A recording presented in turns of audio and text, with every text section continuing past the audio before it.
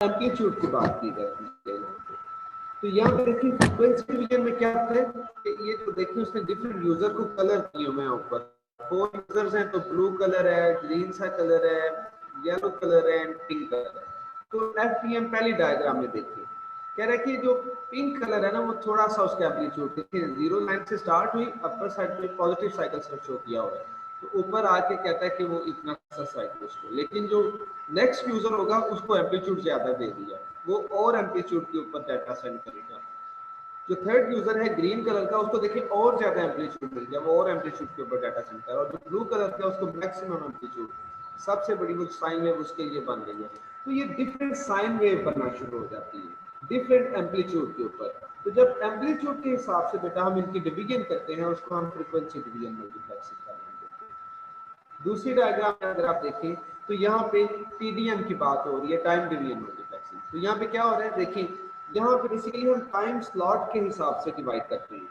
हम कहते हैं कि फर्स्ट यूजर अपना डाटा हम ना टाइम स्लॉट स्पेसिफिक कर देते हैं कि फर्ज करें एक एक सेकंड का टाइम स्लॉट बनाया, तो फर्स्ट सेकंड में पहला कंप्यूटर अपना डाटा सेंड करे, सेकंड दूसरा जो सेकंड होगा उसमें दूसरा कंप्यूटर, फिर थर्ड कंप्यूटर, हर सेकंड के अंदर नेक्स्ट कंप्यूटर डाटा सेंड करे। तो इसी चीज को डायग्राम में देखिए, पहले ब्लू कलर का जो उसने देखिए शो किया हुआ है, जो फर्स्ट सेकंड में जो ब्लू यूजर है वो डाटा सेंड करता है। इसी तरह जब दूसरा सेकंड आएगा तो जो ग्रीन कलर है उसने शो किया वो डाटा सेंड कर रहा है, फिर नेक्स्ट सेकंड आएगा तो येलो कलर है जो वो डाटा सेंड कर रहा है, फिर नेक्स्ट सेकंड आएगा तो जो पिंक कलर है वो डाटा सेंड कर रहा है। तो 4 यूजर पूरे हो गए।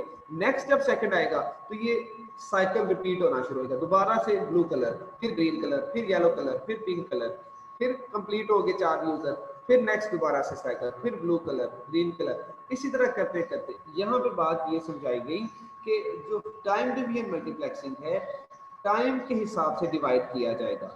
हर टाइम के अंदर एक अलग यूजर डाटा सेंड कर रहा होगा। आप देखें ना फर्स्ट सेकंड के अंदर से पहला कंप्यूटर डाटा सेंड कर रहा है, कोई और कंप्यूटर नहीं डाटा सेंड कर सकता। लेकिन जब दूसरा सेकंड आएगा तो उसमें सेकंड वाला कंप्यूटर डाटा सेंड कर रहा है। थर्ड हमारे पास सेकंड आएगा उस वक्त थर्ड वाला कंप्यूटर डाटा सेंड कर रहा है, कोई और नहीं।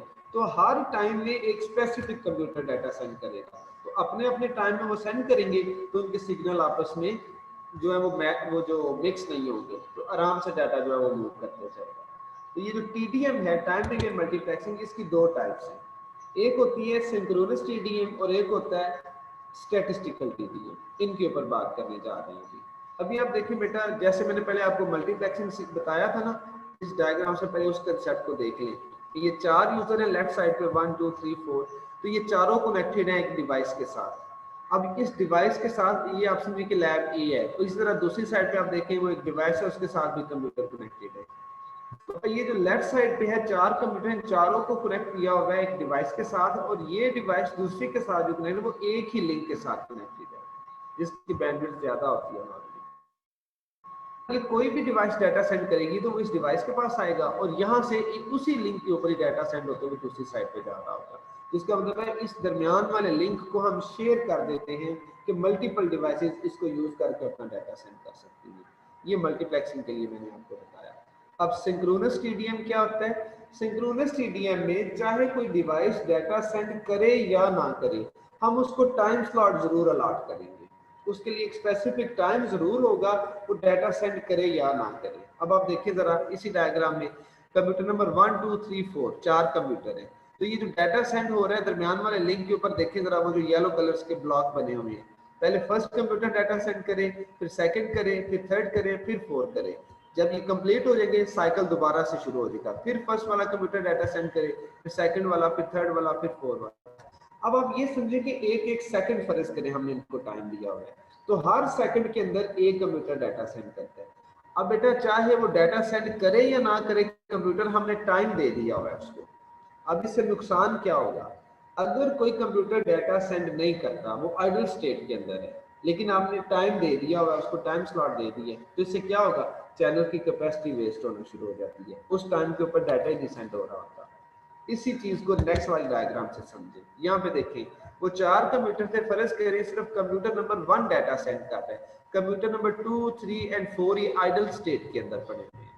तो अब इस लिंक के ऊपर देखें क्या हो रहा है, जो डाटा सेंड हो रहा है राइट साइड से देखिए, सबसे पहले फर्स्ट वाले कंप्यूटर ने डाटा सेंड किया तो उसकी जगह पे डी लिखा होगा येलो से कलर का। नेक्स्ट जो 3 कंप्यूटर थे 2, 3 और 4 वो आइडल स्टेट में थे, तो वहां पे उसने 3 0 0 0 लिख दिया, मतलब जीरो का मतलब there is no data, data share नहीं कोई कर रहा है इनमें से।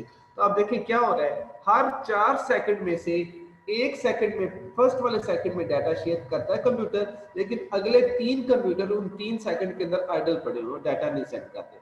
तो हर 4 सेकंड में से सिर्फ 1 सेकंड में डाटा सेंड होता है, 3 सेकंड में डाटा नहीं सेंड किया जा रहा। तो बेटा सिर्फ 25% यूज हो रहा है ये चैनल, 75% कैपेसिटी वेस्ट हो रही है चैनल की। तो हमने ये क्या कहा, ये प्रॉब्लम है इसके अंदर सिंक्रोनस टीडीएम के अंदर कि आप हर एक को टाइम देते हैं तो जो आइडल होता है उसको भी आप टाइम दे देते हैं, तो फिर चैनल यूज नहीं होता उस लम्हे, तो ये चैनल की कैपेसिटी वेस्ट होती है। इसका फिर सोल्यूशन क्या है, इसका सोल्यूशन है दूसरी इसकी टाइप, वो थी स्टैटिस्टिकल टीडीएम। तो देखिए इसमें क्या होता है, जो फर्क इसमें वो कह रहा है कि computer number A data send करता है और सी डाटा सेंड कर रहा है, बी और डी आइडल पोजीशन के अंदर है।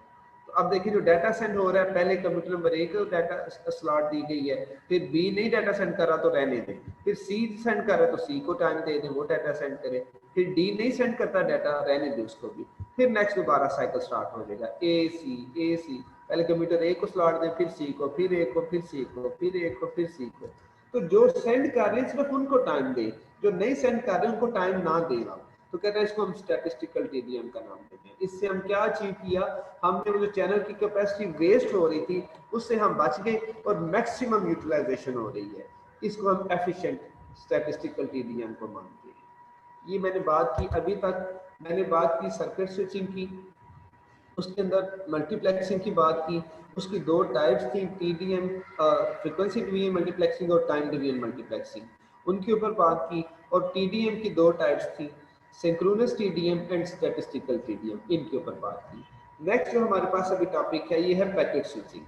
अब बेटा सर्किट स्विचिंग को थोड़ा सा माइंड में रखें, कंपैरिजन करके हम पढ़ेंगे, फिर आपको जल्दी समझ आएगी। अच्छा जी, यहाँ पे क्या कह रहे हैं, पहले तो आप ये देखें कि सर्किट स्विचिंग को एक लम्हे के लिए अपने माइंड में रिकॉल कर लें। वहाँ पे क्या था, सर्किट स्विचिंग में डिवाइसेस के दरमियान सर्किट बनता था, फिर उसी सर्किट के ऊपर कनेक्ट डाटा सेंड करती थी, और एक पैकेट जैसे मूव हो रहा था ना, दूसरा पैकेट उसी को फॉलो करते हुए उसके पीछे पीछे जा रहा होता था, एक ही पाथ के ऊपर सारे जा रहे होते थे। तो वो सर्किट स्विचिंग है। जो उनकी बैंडविड्थ है, फिक्स रेट में डाटा सेंड करते थे, कोई और उस चैनल को शेयर नहीं कर सकता था जब तक वो डिस्कनेक्ट नहीं हो जाता था। ये पैकेट स्विचिंग में कुछ बातें पड़ी। तो यहाँ पे क्या, सॉरी सर्किट स्विचिंग में पड़ी थी। यहाँ पे क्या कह रहे हैं, कह रहे हैं अ नेटवर्क, एक ऐसा नेटवर्क इन विच, जिसमें क्या होगा, data is transmitted in the form of packets, packets की फॉर्म में डाटा ट्रेवल होता है। यहाँ पे ये जो सर्किट स्विचिंग में भी पैकेट की फॉर्म में ट्रेवल होता है, लेकिन डिफरेंस क्या है दोनों में। सर्किट स्विचिंग के अंदर रास्ता एक ही बना होता है, पहला पैकेट उस रास्ते के ऊपर जाता है तो जो दूसरा पैकेट है वो उसके पीछे पीछे भागना शुरू कर देता है, फिर थर्ड पैकेट सेकंड वाले के पीछे पीछे, मतलब हर पैकेट पहले वाले के पाथ को फॉलो कर रहा होता है। पैकेट जो है एक दूसरे के पाथ को फॉलो करते हुए एक ही रास्ते के ऊपर मूव हो रहे होते हैं सर्किट स्विचिंग में। लेकिन यहाँ पे हर पैकेट इंडिपेंडेंट होगा, जरूरी नहीं कि वो उसी रास्ते को फॉलो करके जाएगा जिसके ऊपर पहला पैकेट गया था, नहीं, वो किसी और रास्ते से भी जा सकता है। तो इसलिए हम कहते हैं पैकेट स्विचिंग के अंदर हर पैकेट इंडिपेंडेंट होगा, तो इंडिपेंडेंटली वो कम्युनिकेट मूव होगा। जी जी, क्वेश्चन है आपका? जी सर। जी जी, क्वेश्चन करिए। तो मैं पहले नंबर पे थोड़ा सा मुझे पैकेट्स के मुतालिक बता दें, अगर वो वाकई वही है जो मैं सोच रहा हूँ, फिर मैं क्वेश्चन करूँ। जी आप बताएं, आपके माइंड में क्या है पैकेट के बारे में? सर मेरे ख्याल से पैकेट्स का जो आपने बताया था, या जहाँ तक मुझे पता है, इसमें डाटा होता है, यानी कि इंफॉर्मेशन होती है। ठीक है, वेरी गुड। लेट्स और सपोज, अगर फॉर एग्जांपल मैं आपसे इंफॉर्मेशन शेयर कर रहा हूँ या बात कर रहा हूँ, तो मेरे अल्फाज आपके पास जा रहे हैं और इन अल्फाज में बिट्स हैं, और जी एक एक वर्ड अलग अलग है। लाइक मैं बिल्कुल कहता ठीक हूँ है। इंफॉर्मेशन इंफॉर्मेशन में आई है, एन में एफ है। ये ठीक आई है, अलहदा बिट से आ रहा है, एन अलहदा बिट में आ रहा है, एफ अलहदा में आ रहा है। वेरी तो सर गुड मैं ठीक है। अगर आपसे शेयर कर रहा हूँ, अगर ये वन बाय वन नहीं जाएगा, आई पहले नहीं आएगा, एन बाद में आएगा और एफ बाद में आएगा, यानी जी फर्स्ट पैकेट आई, उसके बाद सेकंड पैकेट एन, उसके बाद थर्ड पैकेट एफ। अगर सर ये ठीक एक है। वे में आ रहा है, तो आप या मैं या कोई भी एक दूसरे की बात सुन पा रहे हैं। लेकिन वेरी सर गुड। अगर पैकेट स्विचिंग में बात आ जाती है और जी अलग अलग हर पैकेट अलग, कोई हो सकता है एन पहले चला जाए, हो सकता है हाँ, एफ थर्ड बाद वाला में चला पैकेट पहले चला गया। जी जी, बात जाए। पूरी करें, मुझे समझ आ रही है आपकी। ठीक है। ये क्लियर कर दीजिए कि पैकेट स्विचिंग अगर होगी तो क्या जी, हमारा डाटा स्टेब्लिश हो जाएगा, इसी तरह वे में जाएगा? वेरी गुड, बहुत अच्छा क्वेश्चन किया आपने, इसका मैं आंसर करता हूँ।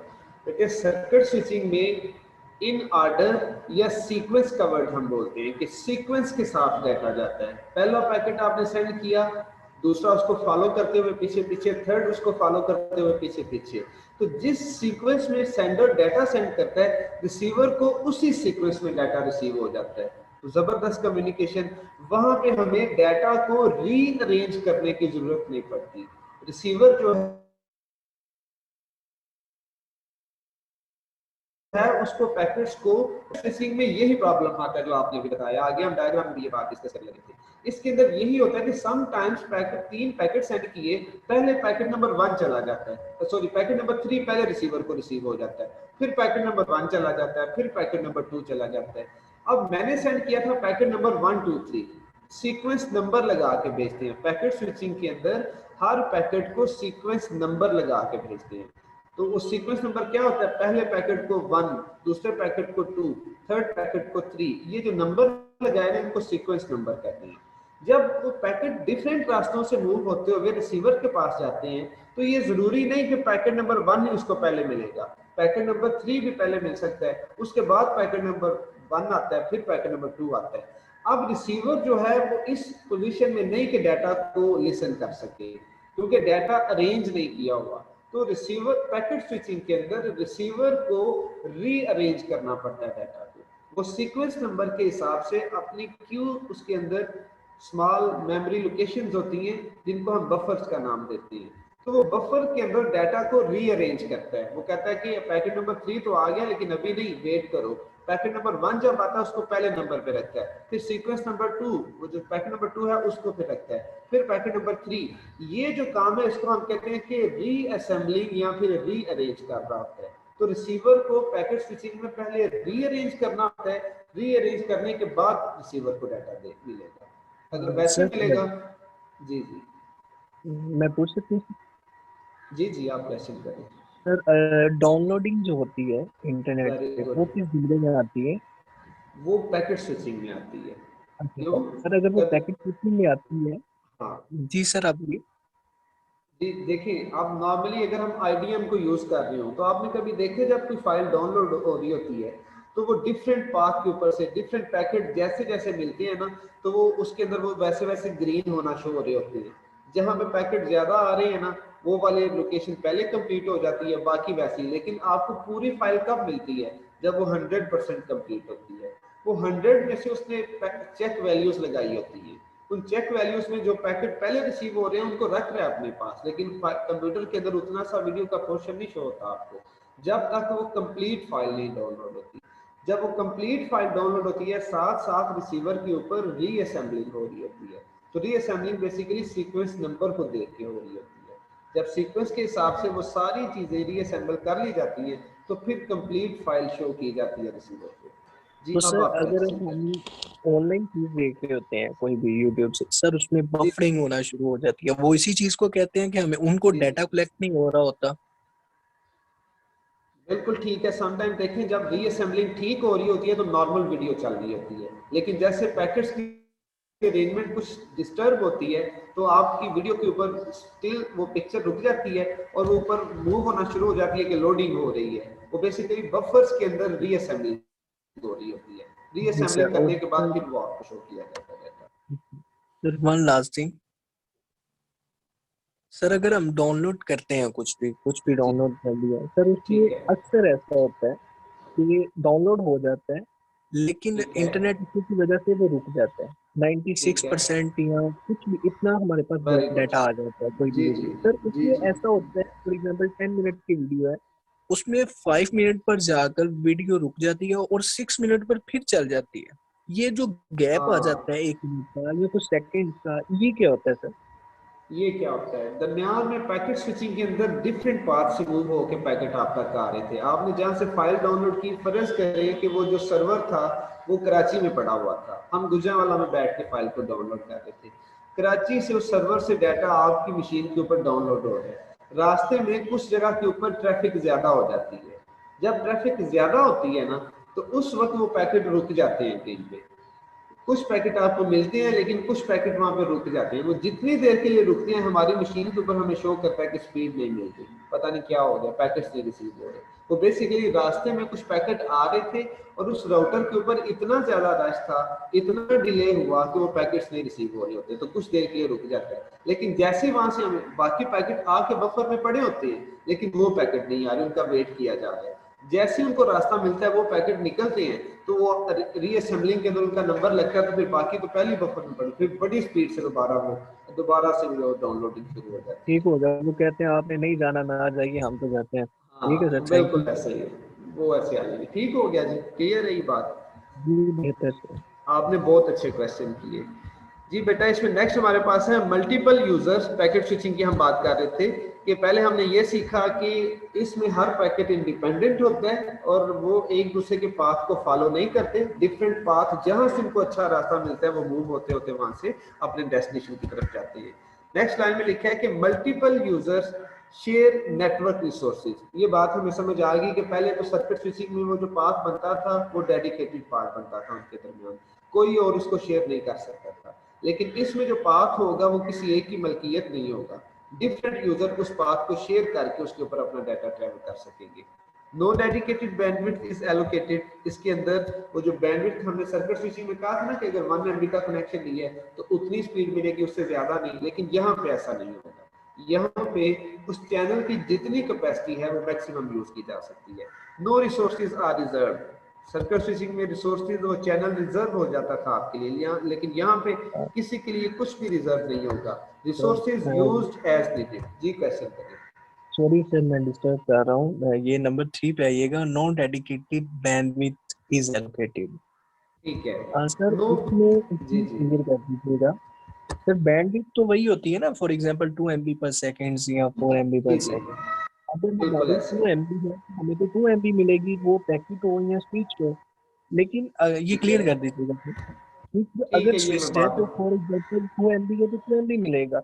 लेकिन पैकेट में ठीक ऐसे है, कैसे हो सकता है कि हमारी नो डेडिकेटेड होगा, उसपे तो 2 है तो 2 ही मिलेगा ना, 4 तो नहीं जा सकता। ये क्लियर हाँ कर वेरी दीजिए। गुड। ठीक है जी, इस बात को क्लियर करते हैं। बेटे देखिए, जो मैंने आपको थोड़ी देर पहले एग्जांपल दी थी ना कि हमने इंटरनेट का कनेक्शन लिया है, स्ट्रीट के अंदर हम 5 घर हैं, हाउस 5 घर है, उन सब में कनेक्शन लिया हुआ पीटीसीएल से।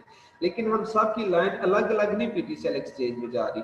हमारी स्ट्रीट के कॉर्नर पे एक डीपी लगाई होगी पीटीसीएल वालों ने, हम सारे उस डीपी के साथ कनेक्टेड है और उस डीपी के ऊपर एक लिंक लगा हुआ है और वो लिंक एक्सचेंज तक जा रहा है। अब आप देखिए जरा सर्किट स्विचिंग में क्या, पहले आप ये देख लें कि मैंने भी 2 MB का कनेक्शन लिया है, साथ वाले घर ने भी 2 MB का, तो जो 5 घर थे हम सब ने 2 MB का कनेक्शन लिया हुआ था, तो टोटल कितने हो गए 10 MB। अब वो जो हमारा डाटा तो 2 MB तक जाएगा सिर्फ डीपी तक। डीपी से आगे जो लाइन लगी हुई है उसने कितने यूजर्स को सपोर्ट करना है, 5 यूजर का डाटा लेके जाना है।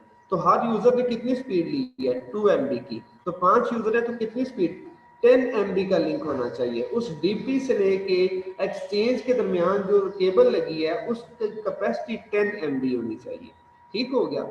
अब सर्किट स्विचिंग में क्या होता है, हाउस नंबर 1 ने जब डाटा सेंड करना है ना, तो उसने 2 MB ही सेंड करना है, 2 MB से ज्यादा नहीं दिया जा सकता उसको। ठीक है, उसको एलोकेट किया हुआ था कि आप 2 MB तक डाटा सेंड कर सकते हैं। वो 2 MB तक डाटा डीपी के पास आया 2 MB तक। अब डीपी से आगे जरा देखें, वो लिंक कितने 10 MB का, लेकिन 10 MB आपको नहीं मिल सकता, आपको सिर्फ 2 MB मिलेगा। क्यों? क्योंकि अगर बाकी 2 घरों में इंटरनेट नहीं इस्तेमाल हो रहा, सिर्फ 3 घर है जो इंटरनेट इस्तेमाल कर रहे हैं, तो 3 घर है तो वो 2 MB सेंड कर रहे हैं, तो 6 MB। लिंक की कैपेसिटी कितनी है, वो तो 10 MB का लिंक है। लेकिन आप ये नहीं कह सकते कि सर लिंक की कैपेसिटी तो है ना, तो ज्यादा नहीं डाटा मिल सकता, नहीं मिल सकता, क्योंकि आपने सर्किट कौन सा लिया हुआ था सर्किट स्विचिंग में 2 MB। तो बेशक सिर्फ आप इंटरनेट इस्तेमाल करें, बाकी 4 घरों में इंटरनेट नहीं इस्तेमाल हो रहा, आपको 2 MB दिया जाएगा, क्योंकि बैंडविड्थ एलोकेट की गई है कांस्टेंट रेट के लिए कि आप 2 MB तक सेंड करेंगे। बेशक आगे कैपेसिटी वो 10 MB की है, लेकिन आप 2 MB ही सेंड कर सकते हैं। तो बैंडविड्थ एलोकेट होगी आपको 2 MB की, उतना ही डाटा कांस्टेंट रेट होगा। लेकिन अब इस पॉइंट को पढ़ें, यहाँ पे कह रहा है कि no dedicated bandwidth is allocated. अब आपको पैकेट स्विचिंग के अंदर कोई बैंडविड्थ नहीं एलोकेट की कि आपने 2 MB तक ही सेंड करना है। तो सर फिर हम कितना सेंड कर सकते हैं? डीपी से लेके एक्सचेंज के दरमियान जो 10 MB का लिंक था, जितना भी डाटा आप सेंड करेंगे, जितनी वहां पे कैपेसिटी होगी उतनी आपको स्पेस मिल जाएगी। तो no specific bandwidth is allocated, जितनी भी अवेलेबल होगी आप सारी इस्तेमाल कर सकते हैं पैकेट स्विचिंग के अंदर। इसलिए पैकेट स्विचिंग में स्पीड भी ज्यादा हमें मिल सकती है। ये थोड़ी सी बात क्लियर हुई है आपको? इसको मैं और क्लियर करता हूँ। बिल्कुल बिल्कुल हो गया सर।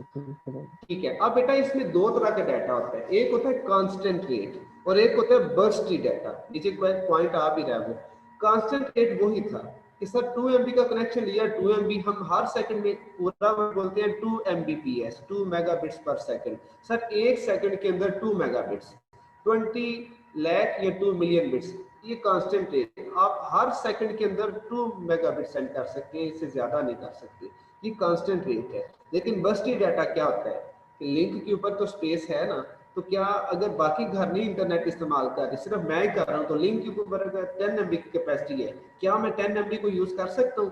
जी आप बिल्कुल कर सकते हैं, जितना लिंक फ्री आप इस्तेमाल कर लें। तो मैं एक सेकंड के ऊपर फर्ज करें थोड़ा सा डाटा सेंड करता हूँ, 1 MB सपोर्ट करेगा वो लिंक। अगर मैं 10 MB सेंड करता हूँ तो वो उसको भी सपोर्ट करेगा।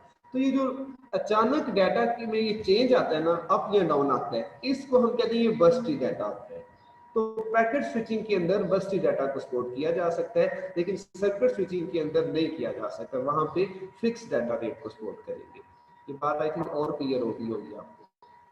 ये पैकेट स्विचिंग और सर्किट स्विचिंग ये हम दोनों खुद से भी मॉडिफाई कर सकते हैं। फर्स्ट करने का कहीं पे पैकेट स्विचिंग हो रही है, हम उसको सर्किट स्विचिंग में एक्सचेंज करना चाहें तो नहीं, हम बिल्कुल नहीं कर सकते। ये जो ISP होते हैं ना, नेक्स्ट चैप्टर आ रहा है इंटरनेट सर्विस प्रोवाइडर, बेटे उनसे हम कनेक्शन लेते हैं। जो कनेक्शन लेंगे पैकेट स्विचिंग या सर्किट स्विचिंग वो डिसाइड करेंगे, हम नहीं कर सकते ना, हम अपनी मर्जी से इनको चेंज। हाँ ये है कि जब कनेक्शन लेते हैं ना, तो कंपनी में जाके हम एप्लीकेशन देते हैं कि ये हमें इंटरनेट का कनेक्शन चाहिए, तब ये बातें डिसाइड होती हैं कि आपको सर्किट स्विचिंग चाहिए या पैकेट स्विचिंग चाहिए। ठीक है,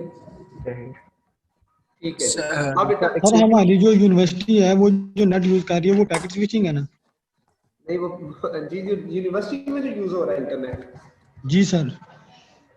जी वो पैकेट स्विचिंग करेंगे इंटरनेट के ऊपर। तो सर जब हम यूज कर रहे होते हैं नेट, तो सर कभी स्पीड तेज हो जाती है और कभी कम हो जाती है, फिर इसी मेरे ख्याल से मसला होगा।